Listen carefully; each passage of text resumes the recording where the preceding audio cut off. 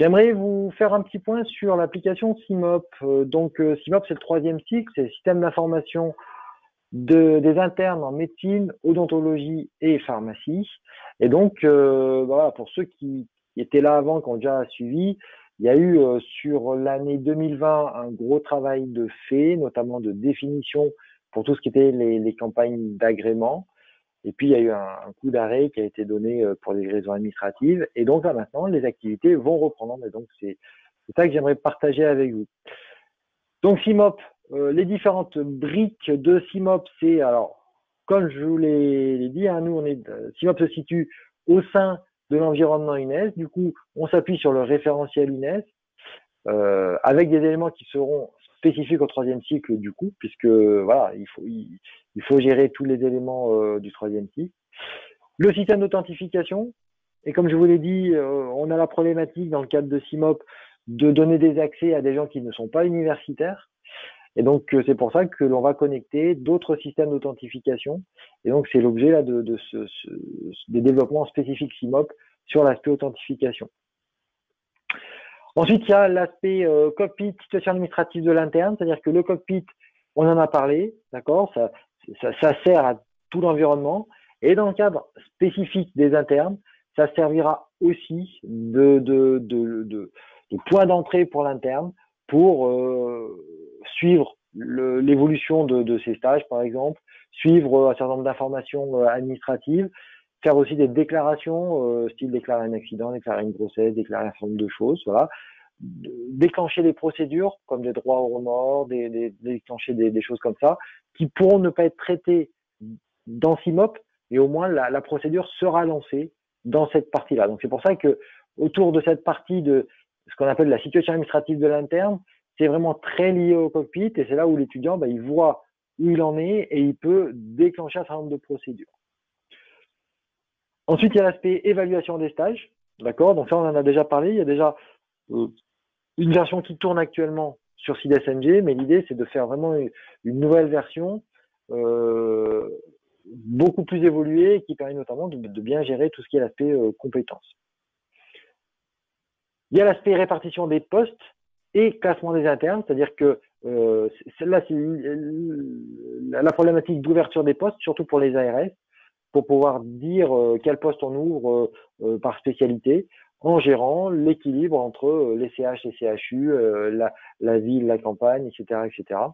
Et la vraie problématique du classement des internes et de l'interclassement d'un semestre à l'autre. Parce que voilà, pour ceux qui connaissent un petit peu le système, il y a des vraies problématiques comme ça d'interclassement. Et comme le classement entraîne derrière les affectations sur les stages, c'est quelque chose d'extrêmement sensible. Il y a aussi une brique qui est prévue pour tout ce qui est l'aspect maquette et contrat de formation. D'accord.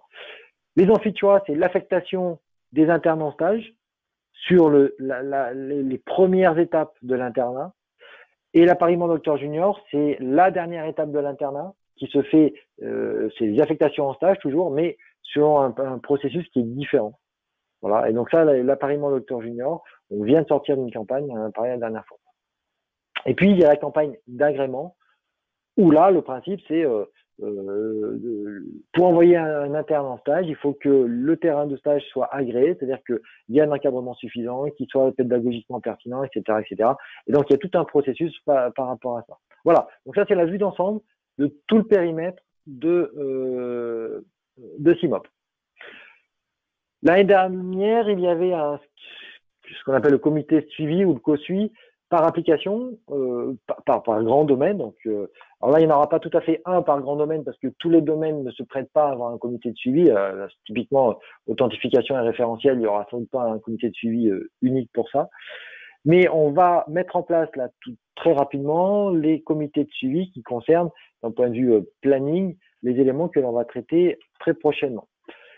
Alors, c'est quoi un comité de suivi? C'est un regroupement de personnes, en fait, que ce soit des ARS, des scolarités, éventuellement des gens dans les CHU, selon les comités de suivi, ça peut être pertinent qu'on ait un représentant. On est toujours sur ce principe-là, qui est un principe fondateur de l'UNES, c'est celui qui sait, c'est celui qui fait qui sait. Donc, les scolarités, elles vont pas parler pour les enseignants, les enseignants vont pas parler pour les CHU, etc., etc. Donc, on intègre autant que possible dans les comités de suivi les personnes qui ont une certaine connaissance parce que ils sont dans le processus à un certain endroit. Voilà. Et donc, du coup, voilà, l'idée des comités de suivi sont des personnes que l'on réunit. On dit 2 réunions par mois. Voilà, c'est 1 à 2 réunions par mois, voilà, sur un format de 1 à 2 heures. Il peut y avoir des échanges par mail aussi sur des questions extrêmement précises, voilà. Et puis ces personnes-là ont un accès à tous les documents du projet, y compris les documents qui ne sont pas définitifs, les documents de préparation, les spécifications, etc., pour pouvoir justement échanger. Et donc là, il y a le lien que je pourrais vous remettre dans le chat. Mais je finis ma présentation et après, je ne veux pas faire tout planter le système. Et donc, sur ce lien-là, vous êtes invité, comme l'année dernière, à aller vous inscrire sur les différents comités de suivi. Voilà. Et donc, à court terme, il faut absolument que l'on fasse une première réunion du comité de suivi sur les agréments pour reprendre toutes les spécifications qui avaient été vues et puis travailler sur la prochaine campagne. Vu qu'il y a voilà, beaucoup de retard pris sur le lancement de ces comités de suivi et tous ces éléments-là, là. Du coup, je ne sais pas ce que l'on sera capable de faire pour la prochaine campagne d'agrément, en décembre, janvier. Donc ça, c'est le comité de suivi. Il faut qu'on le réunisse et puis que l'on décide collectivement qu'est-ce qu'on fait, qu'est-ce qu'il est raisonnable de faire sans se mettre en risque par rapport à ces éléments-là. On vient de finir une campagne d'appariement, donc j'aimerais bien qu'il y ait un comité de suivi d'appariement qui se réunisse aussi très prochainement pour faire un retour d'expérience de la campagne et pour spécifier les améliorations qui sont attendues pour la prochaine campagne. Là, c'est chaud hein, dans les esprits, donc c'est l'occasion là de vraiment dire les améliorations qui sont souhaitées. Sur le cockpit, vous avez bien compris qu'il y a des éléments très très forts sur le cockpit. Du coup, il est important qu'au niveau du cockpit, il y ait un comité de suivi, voilà, pour un petit peu définir. Et là, typiquement sur le cockpit, les prochains écrans sur lesquels on va beaucoup travailler au niveau du 3e cycle, ça va être les écrans autour des terrains de stage. Donc en gros, pour ceux qui connaissent, ça va être un petit peu comme ce qu'il y a dans l'appariement, mais en plus poussé, puisque là, pour le coup, ce sera la référence de données. Et donc, il faudra qu'un terrain de stage soit défini avec tous les éléments nécessaires après pour traiter le terrain de stage. Donc, c'est vrai que sur l'aspect appariement, on avait une qualification du terrain de stage, mais avec quelques critères assez légers. Et là, pour le coup, il faudra qu'on ait tous les critères. Et puis avec derrière, si vous modifiez sur le cockpit certains critères, est-ce que l'agrément tombe pas? Il y a toutes ces questions-là qu'il va falloir que l'on traite. Et puis, il faut qu'on commence aussi à mettre en place un co-suivi sur les amphis de choix, parce que ça va arriver vite et en théorie, on aimerait sur 2022 faire une première version bêta des amphis de choix. Voilà, donc c'est pour ça que le co-suivi, si on pourrait le réunir. Mais en tous les cas, sans être trop ambitieux, il faudrait que sur octobre-novembre, on ait un co-suivi agrément, un co-suivi appariement, qui nous permettrait d'avancer et si possible un co-suivi cockpit aussi. Voilà. Avec, moi ce que je proposerais bien, c'est que on ait un co-suivi en présentiel à un moment donné pour que déjà on arrive à mieux se connaître et à poser un certain nombre de fondations pour la suite du projet.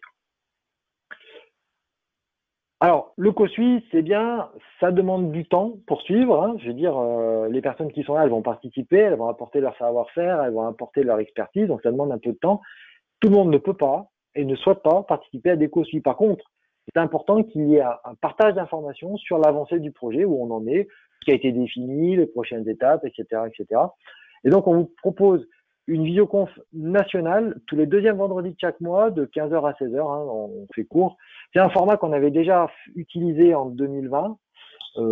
L'idée, c'est que comme ça, en 1 heure maximum, toute la France, que ce soit côté ARS ou côté scolarité, voire coordonnateur s'ils veulent s'investir, qui puissent avoir l'état d'avancement de façon synthétique sur le projet, là où on en est, les prochaines étapes. Voilà. Et donc les prochaines dates, alors 8 octobre, c'était aujourd'hui, puisque là il y a eu un chevauchement, donc il y aura rien. Le prochain, c'est le 15 novembre. Alors, pourquoi le 15? C'est un lundi ou un mardi, je sais plus. Parce que le deuxième vendredi de novembre, c'est le 12 novembre. Et donc, il y en a beaucoup, je pense, qui vont faire le pont. Donc, on n'a pas voulu mettre cette conférence le 12 novembre. Et puis après, là, il y a la date 10 janvier, 14 janvier. Et puis après, on tient normalement ce rythme-là. Et il y a un espace de partage aussi avec tous les documents relatifs au projet. Alors, cet espace est créé. Je suis pas un grand pro d'utilisation. C'est un espace national qui est mis en place par la DGOS. Donc, voilà, on va vous y donner accès. Aujourd'hui, on est sur la partie paramétrage et voilà, et vous aurez accès à toute la documentation du projet. Voilà, je pense pas que vous ayez y passer trop de temps, mais voilà, sachez que toute la documentation projet est accessible. Alors, il y a deux, trois questions. Et alors, par rapport au document qui est là pour s'inscrire au comité de projet. Donc déjà, si je peux vous le copier, non, je peux pas vous le copier. Mais je vous l'enverrai de toute façon là, ce lien-là. Par rapport à ce lien-là, à ce document, c'est effectivement le même où vous étiez déjà inscrit. Je sais qu'il y a eu des changements. On est un an après. Donc l'idée, c'est juste que vous repassiez derrière. Vous vérifiez, vous validez, voilà, vous avez pu changer d'avis. Voilà, comme c'est un document qui date, on reste sur ce même principe-là, mais vous pouvez repasser derrière et modifier un certain nombre de choses sur ce document qui a déjà été utilisé. Et donc le lien d'inscription, si je peux, je vous le redonne, mais de toute façon, voilà, j'essaie de vous le mettre dans le chat d'ici la fin de la présentation. Voilà sur CIMOP. Et puis, je voulais terminer aussi sur, alors, vous avez dû recevoir un mail annonçant un séminaire les 17 et 18 novembre. L'objectif de ce séminaire, c'est vraiment vous donner, enfin donner à ceux qui participeront et qui le souhaitent, une vision en profondeur de notre environnement. On a parlé un petit peu du login, là, de login net. Voilà. Vous avez, je pense, des briques de puzzle. Vous n'avez pas forcément la vision d'ensemble, parce qu'on n'a pas pris le temps de vous l'expliquer, parce que il y a plein de choses qui sont sorties de terre là très récemment. Et donc l'idée de ce séminaire, c'est que l'on puisse échanger ensemble, qu'on prenne le temps, en détail, de vous expliquer les fonctionnements, de qu'est-ce qu'il y a derrière, de pourquoi, comment, etc., etc. Donc, ça n'est pas orienté troisième cycle, ça n'est pas orienté deuxième cycle, ça n'est pas orienté médecine, c'est orienté pour tout le monde. L'idée, c'est que vraiment, vous puissiez avoir la compréhension profonde de ce qui se passe, de comment c'est bâti, de la philosophie dans laquelle c'est bâti, pour que vous puissiez mieux comprendre pourquoi il y a des choses qu'on peut faire, pourquoi il y a des choses que l'on ne peut pas encore faire, quelles sont les prochaines étapes, et que pour les personnes qui sont en proximité, en relais de proximité, vous ayez aussi les éléments pour expliquer les choses aux personnes qui viennent vous solliciter. Et puis, ce sera aussi l'occasion, voilà, de vous accompagner, vous former dans la prise en main d'un certain nombre d'outils. Attention, c'est pas une formation détaillée au studio ou à Moodle, c'est pas l'objet, d'accord? On est vraiment sur la compréhension de l'ensemble, voilà, l'utilisation des briques centrales comme le cockpit, des choses comme ça, les subtilités sur les fonctions, les droits associés, tout ce principe-là. On parlera aussi de l'aspect SOS UNES. Voilà, on est en train de, nous, en interne, entre guillemets, professionnaliser la gestion du support. Voilà, que vous ayez la vision là-dessus, puisque vous serez partie prenante aussi de ce système-là, SOS UNES, pour que l'on puisse se passer les tickets entre la proximité et l'aspect central. Voilà. Donc c'est vraiment l'état d'esprit de cette rencontre. Nous l'avons positionné sur 2 jours, 17-18 novembre. Si vous devez privilégier un jour, privilégiez le 17, d'accord? Parce que vous ne pouvez pas rester les 2 jours, ce sera le 17, parce que c'est là qu'on va vraiment parler de l'architecture de fond. Voilà, donc à choisir, choisissez le 17. Si vous pouvez, prenez évidemment participer les 2 jours. On vous invite sur place. Donc pareil, il y a un côté humain qui me paraît important. Et donc du coup, voilà, si vous pouvez venir sur Grenoble, ben, on sera vraiment très heureux de faire votre connaissance. Et puis sinon, ce sera de toute façon rediffusé et vous pourrez participer, mais à distance. Voilà, et puis on vous donne rendez-vous du coup dans un peu moins d'un mois, le 5 novembre, pour les prochains rendez-vous de l'INES. Puis donc du coup là, je vais vite euh, vous laisser poser des questions et pendant ce temps, je vais récupérer le lien pour le mettre dans le chat qui va vous permettre de vous inscrire par rapport au comité de suivi. Alors, il n'y a pas de questions particulières en dehors de ce lien dans le chat. Éventuellement, vos micros sont ouverts si vous voulez poser des questions. Vous pouvez ouvrir votre micro. Il n'y a pas de main levée là pour l'instant.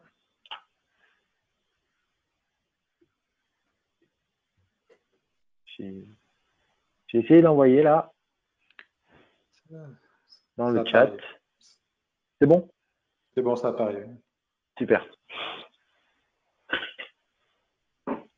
Voilà, bah écoutez, s'il n'y a pas d'autres points. Ah, j'ai un collègue là qui me signale que normalement, là maintenant, les accès au monde entier marchent sur l'aspect portail.ines.fr. Vous pouvez réessayer, mais normalement, c'est réglé. Voilà. Et donc en pratique, je rappelle que tous les mercredis et vendredis de 10h à 11h, vous avez les cafés pédagogiques, donc questions-réponses. L'adresse, donc on va remettre une nouvelle adresse, hein, c'est une nouvelle adresse d'inscription pour les cafés pédagogiques, donc on va la diffuser sur le forum des référents et puis sur le portail de l'UNES. Super. Écoutez, si on a fait le tour, merci beaucoup de votre participation. Et puis on vous souhaite un bon week-end. Et puis de toute façon, on vous tient au courant au fur et à mesure des différentes avancées.